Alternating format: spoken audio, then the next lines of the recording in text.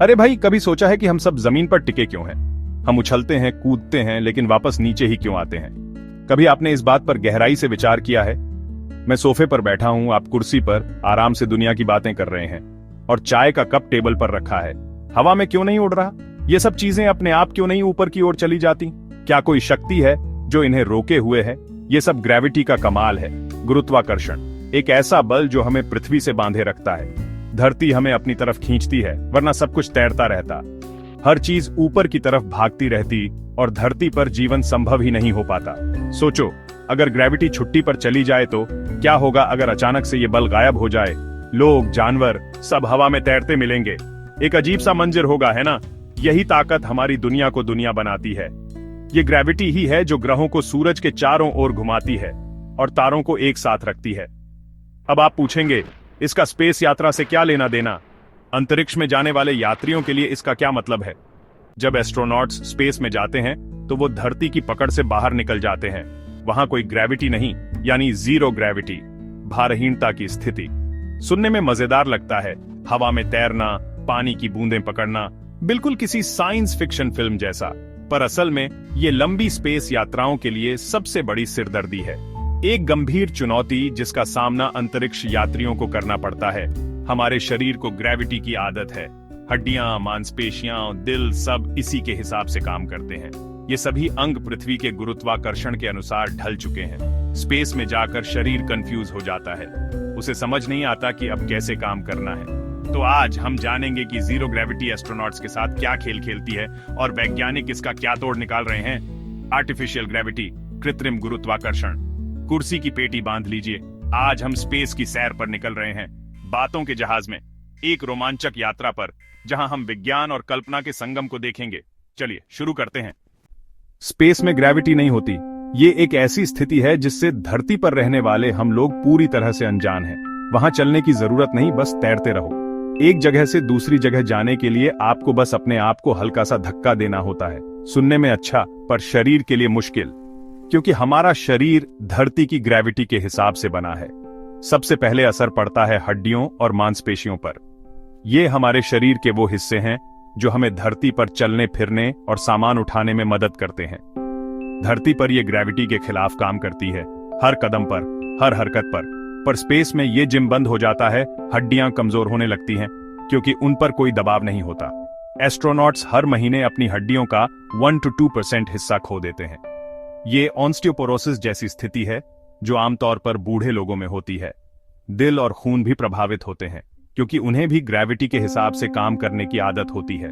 Space में खून चेहरे और सिर की तरफ जमा हो जाता है क्योंकि नीचे खींचने वाली कोई शक्ति नहीं होती। इसे पफी फेस सिंड्रोम कहते हैं, जिससे चेहरा फूला हुआ और भारी लगता है। आंखों पर दबाव बढ़ता है, देखने की क्षमता कम हो सकती है। इसलिए अंतरिक्ष यात्रियों को नियमित रूप से अपनी आंखों की जांच करानी पड़ती है। शरीर का बैलेंस सिस्टम भी गड़बड़ा जाता है क्योंकि हमारे कान के अंदर का तरल पदार्थ भी ग्रेविटी के हिसाब से काम करता है। एस्ट्रोनॉट्स को चक्कर आते हैं, उल्टी जैसा महसूस होता है क्योंकि उनके दिमाग को गलत संकेत मिल रहे होते हैं, जिसे स्पेस सिकनेस कहते हैं। ये बिल्कुल वैसी ही है जैसे धरती पर मोशन सिकनेस होती है। लंबी स्पेस यात्रा के लिए ये सब बड़ी चुनौतियां हैं, खासकर मंगल ग्रह जैसी लंबी दूरी की यात्राओं के लिए। इसलिए हमें आर्टिफिशियल ग्रेविटी की जरूरत है ताकि अंतरिक्ष यात्रियों का शरीर स्वस्थ रहे और वो अपना काम ठीक से कर सकें। सवाल उठता है, क्या हम स्पेस में नकली ग्रेविटी बना सकते हैं? हाँ, और इसे कहते हैं आर्टिफिशियल ग्रेविटी। ये असली ग्रेविटी नहीं, पर शरीर पर वैसा ही असर डालती है। मकसद एस्ट्रोनॉट्स को स्वस्थ रखना। कैसे बनती है? याद है मेले का गोल घूमने वाला झूला? जब वो घूमता है तो आपको बाहर की तरफ धक्का लगता है, इसी को कहते हैं सेंट्रीफ्यूगल फोर्स। वैज्ञानिकों ने सोचा, स्पेसशिप को गोल गोल घुमा दो, अंदर मौजूद लोग दीवार की तरफ धकेले जाएंगे जैसे धरती की ग्रेविटी। स्पेसशिप जितना बड़ा और जितनी तेजी से घूमेगा उतनी मजबूत ग्रेविटी बनेगी। आर्टिफिशियल ग्रेविटी शरीर को ग्रेविटी का एहसास कराती है, हड्डियां, दिल सब सही चलता है। यही तकनीक हमें मंगल और आगे की यात्राओं के लिए तैयार करती है, एक गेम चेंजर। स्पेसशिप को घुमाकर ग्रेविटी बनाना आसान नहीं, ये एक जटिल चुनौती है जिसके लिए सटीक इंजीनियरिंग और भौतिकी के सिद्धांतों की गहरी समझ की आवश्यकता होती है। पर सबसे मशहूर आइडिया है स्टैनफोर्ड टोरस, एक ऐसा डिजाइन जो दशकों से वैज्ञानिकों और इंजीनियरों को प्रेरित करता रहा है, यानी डोनट के आकार का घूमता स्पेसशिप। ये आकार न केवल देखने में आकर्षक है बल्कि गुरुत्वाकर्षण उत्पन्न करने के लिए भी बेहद कारगर है। लोग इसके बाहरी हिस्से में रहते हैं, जहां घूमने की वजह से कृत्रिम गुरुत्वाकर्षण पैदा होता है। घूमने से सेंट्रीफ्यूगल फोर्स उन्हें दीवार पर टिकाए रखती है। ये बल उन्हें अंदर की ओर खींचता है, जिससे उन्हें भार महसूस होता है। वही बन जाती है उनकी जमीन। इस तरह अंतरिक्ष में भी पृथ्वी जैसा अनुभव मिल सकता है। घूमने की रफ्तार बदलकर ग्रेविटी को कंट्रोल किया जा सकता है। ये एक लचीला सिस्टम है जो अलग अलग जरूरतों के हिसाब से ढाला जा सकता है। धरती जितनी या मंगल जितनी, अलग अलग ग्रहों पर जीवन को आसान बनाने के लिए अलग अलग गुरुत्वाकर्षण स्तरों की आवश्यकता हो सकती है। एक और तरीका है स्पेसशिप के दो हिस्सों को केबल से जोड़कर दोनों को घुमाना। ये एक सरल और प्रभावी तरीका है कृत्रिम गुरुत्वाकर्षण उत्पन्न करने का, जैसे दोनों हाथों में बाल्टी पकड़कर घूमना। इस क्रिया में बाल्टी में पानी बाहर की ओर धकेला जाता है, ठीक वैसे ही जैसे अंतरिक्ष यात्रियों को गुरुत्वाकर्षण महसूस होता है। इस टेदर सिस्टम में लंबी केबल से कम रफ्तार में भी अच्छी ग्रेविटी मिलती है, क्योंकि केबल की लंबाई घूमने के दायरे को बढ़ा देती है। छोटे मिशन के लिए बढ़िया। ये सिस्टम हल्का और कम खर्चीला होता है, जिससे ये छोटे अंतरिक्ष यानों के लिए आदर्श है। बड़ा पहिया हो या केबल वाला जुगाड़, मकसद एक ही है, एस्ट्रोनॉट्स को घूम घूम कर ग्रेविटी का एहसास कराना, ताकि वे स्वस्थ रहें और अंतरिक्ष में बेहतर ढंग से काम कर सकें। ये सब सुनने में साइंस फिक्शन जैसा लगता है, पर भौतिकी के नियम इसकी इजाजत देते हैं और भविष्य में ये तकनीक अंतरिक्ष यात्रा को और अधिक आरामदायक और टिकाऊ बना सकती है। हर चीज के दो पहलू होते हैं। घूमने वाले स्पेसशिप के भी अपने फायदे नुकसान हैं। सबसे बड़ा फायदा एस्ट्रोनॉट्स की सेहत। हड्डियां, मांसपेशियां, दिल सब मजबूत रहते हैं। स्पेस में रहना भी आसान हो जाता है। चलना, बैठना, खाना, टॉयलेट सब नॉर्मल तरीके से। मानसिक स्वास्थ्य भी बेहतर रहता है। छोटी छोटी चीजें जैसे कप में चाय पीना बहुत मायने रखती हैं। नुकसान, सबसे बड़ी दिक्कत है कोरियोलिस इफेक्ट। घूमते स्पेसशिप में सीधा चलना या गेंद फेंकना मुश्किल।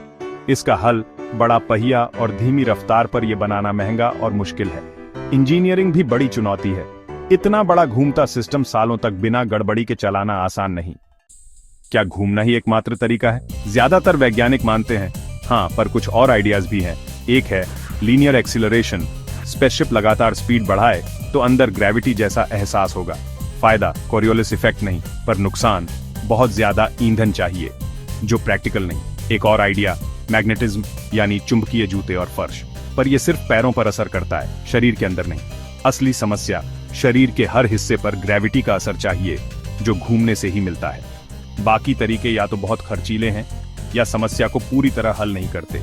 इसलिए दुनिया भर की स्पेस एजेंसियां घूमने वाले डिजाइन्स पर ही ध्यान दे रही हैं। अब असली सवाल, ये सब क्यों? जवाब है मंगल और उससे आगे के सफर के लिए। आज हम इंसानों को मंगल पर भेजने के करीब हैं, पर सबसे बड़ी रुकावट है 7-8 महीने की जीरो ग्रेविटी यात्रा। आर्टिफिशियल ग्रेविटी इस सपने को हकीकत बना सकती है। एस्ट्रोनॉट्स स्वस्थ रहेंगे, मंगल पर उतरते ही काम शुरू कर सकेंगे। भविष्य में जब हम मंगल या यूरोपा पर बेस बनाएंगे, तब सालों लंबी यात्राओं के लिए घूमने वाले स्पेसशिप जरूरी होंगे। बड़े बड़े घूमते शहर जहां लोग पीढ़ियों तक रह सकें, आज सपना है, कल हकीकत हो सकता है। इंसान के सपने और जुगाड़ ही उसे आगे बढ़ाते हैं। आर्टिफिशियल ग्रेविटी इसका बेहतरीन उदाहरण है। अगली बार मेले का झूला देखें तो याद रखिए, यही सिद्धांत एक दिन हमें सितारों तक ले जाएगा। सपने देखते रहिए।